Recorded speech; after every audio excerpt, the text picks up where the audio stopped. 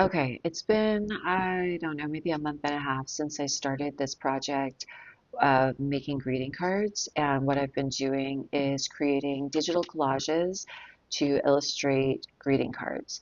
And I probably will also test out how they sell as art prints. And if everything goes well, I'll put together a calendar at the end of the year because those are apparently very popular. And the whole idea behind this was just to create a second income stream or an additional income stream. It doesn't have to be really significant or big, just something where there's like a little bit of extra money coming in all the time so that with freelancing, as you have your ups and downs, you have something there to kind of fill in the gaps or put into savings when you don't need it or whatever. So I have high hopes for this. I don't know how reasonable my optimism is. It does ebb and flow. I do have like at least one really bad day a week where I'm like, this is stupid. No one is going to buy this. I've just done all this work and spent a significant, to me, amount of money sort of like test printing and, trying all these different things. And so I wanted to tell you a little bit about everything I've been doing for the last 6 weeks because it's been very busy. I've been doing a lot.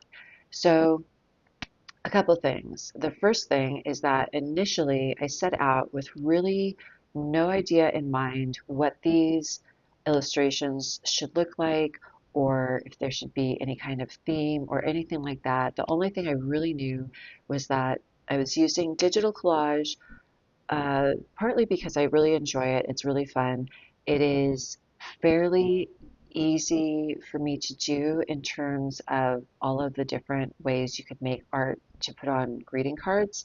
That's the method that I have chosen for this, but I didn't really have any other criteria for what I was doing aside that I had to like it, obviously. And so initially I was kind of just putting together lots of different images with elements that I liked. And some of them were great. I love them and I'm using them. Some of them never really felt complete to me. And what happened, I was in maybe like, I had done like 6 or 10 or something.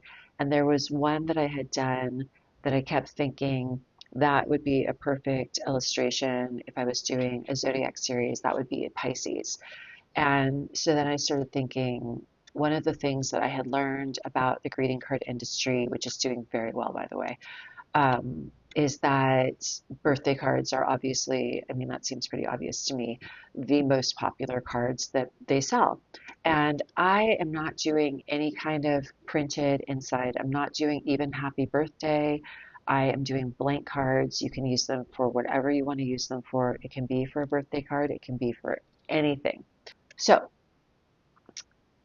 I had this one card that I thought this would be really good for Pisces if I was doing the zodiac. And so then I decided to do the zodiac because why not? Then I have 12 cards that can be used for any possible birthday and or any time of year, any other reason, because they're also just kind of, I think, cool images. And so that's what I did. I ended up working mostly on the zodiac, and I have all 12 of those done now. And I also have a couple others. So that is how I've ended up doing a series of zodiac themed cards so that we have birthday cards and also cards that can double for anything you really want. Um, some of the challenges of this, aside from figuring out what I wanted to do thematically, first of all, at some point I really wanted to test print and make sure that they looked the way they should look. And I had to do a bunch of research to find a printer. Initially, I assumed I would use a local independent business in my city, and that turned out to not be possible because almost all of them required a minimum of 100 cards per design, which means that for a zodiac, I would be ordering 1,200 cards and just praying, I guess, that people actually wanted to buy them. So then I went to looking at print on demand, where they will print any quantity for you, basically most of the time. Um, as you need them. And the first company that I thought I was going to use, the big challenge that I didn't like immediately was that they don't seem to have human beings working for them. They only have robots answering their messages, like in the chat or whatever. I don't think I ever received any kind of response from an actual human. So that also bothered me because I thought, if I have any problems with anything, it's really hard if you can't talk to a person at some point. If things get really complicated, at some point you really need a person. And most companies seem to know that. So I was kind of on the fence about that company already, but I went ahead and I ordered samples from them because something in my research had made it sound like they were a very good quality printer. Unfortunately, after waiting a week to get this order, so excited to see, the first physical prints, I finally got them. All of the cards, every single design had kind of a gray cast to it. And I kind of lost my mind because initially I was like, well, that seems like a printing problem.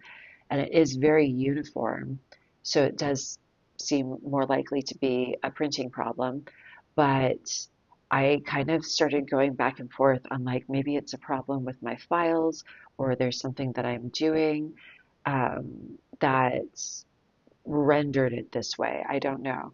So I was really kind of back and forth thinking like this has to be my fault somehow. I don't know what I'm doing, or this has to be a printer problem and I shouldn't be paying for this. I then went to a local print shop that doesn't use the same type of printer, that doesn't produce, the kind of overall products that I'm trying to have made, but they do have color printers.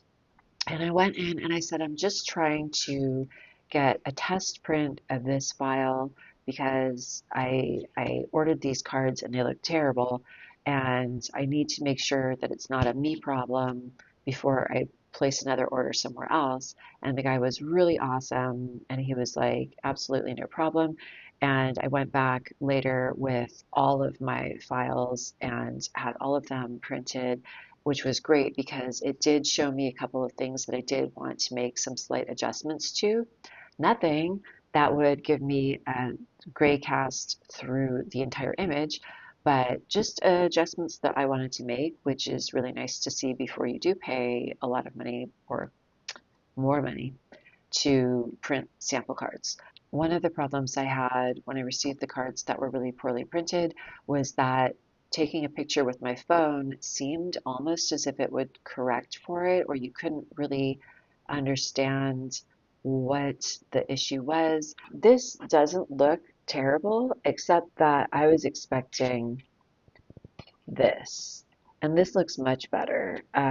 Everything is brighter. I did make some adjustments between these two before I reprinted them, but not to the zebras and not to the flowers. I only made adjustments to the background to actually lighten it up a little bit and make the colors a little bit more saturated. And I adjusted the exposure on the hands because initially they had looked really dark on the screen, and so I had adjusted the exposure and made them too light actually, and so I put them back down again. They looked great, and so yeah, so this doesn't look terrible until you see this, and then this looks much better. And so that is the saga of figuring out a printer for your cards. And also, fortunately, the new printer has no minimum. I can order one single test card of every design, which I have done. So these are the things that I'm kind of figuring out as I go with this new project. And these are the challenges I have been running into. I had made a video before this one talking about some of this as well, which I didn't post because I optimistically thought that I would be ready soon to launch the online store, but that too is a lot of work. And I will probably talk about that at some point for anyone who's interested in doing something like that. Um, and I'm still learning it. I don't have time to spend full time focused on just this project and just figuring out this store. So it's happening when it happens. And the last video that I made, I made it sound as if by the time the video was up, the store would also be up, and it's not. So I had to not post last week and make a new video, and that's what's been going on. I've been doing a lot of work on this. Hopefully, next update, the shop is up. I will also probably make another video sharing more of the designs of the cards so that you can see kind of what they're looking like, and I'll talk about how I made decisions about those.